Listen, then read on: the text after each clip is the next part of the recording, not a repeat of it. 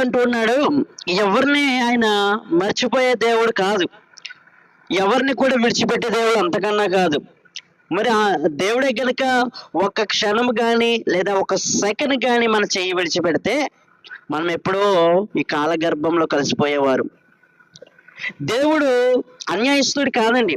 దేవుడు ఎప్పుడు కూడా అన్యాయపరుడు కాదు, అన్యాయం చేసేవాడు కాదు. ఒకవేళ నీవు నేను మనుషులుగా అన్యాయం చేయొచ్చు, ఎదుటి వారి పట్ల మనము అన్యాయంగా నడవచ్చు. ఎందుకంటే వారి ద్వారా మనకు అపాయం కలిగిందనో, వారి ద్వారా నష్టం కలిగిందనో, వారి ద్వారా మనకి దుఃఖం కలిగిందనో, బాధ కలిగిందనో, లేకపోతే వారి వలన మనం మనశ్శాంతిని కోల్పోయామనో మనము ఇతరులకు అన్యాయం చేయొచ్చామో కానీ దేవుడు అన్యాయం చేయడం అసంభవము. దేవునికి స్తోత్రం, హల్లెలూయా. అది జరగదంటాం. దేవుడు మానవాళి పట్ల అన్యాయం చేయడం అనేది జరగదు.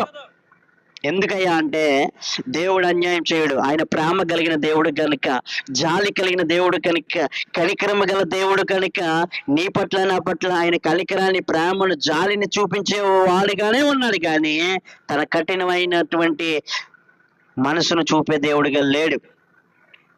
మరి కఠిన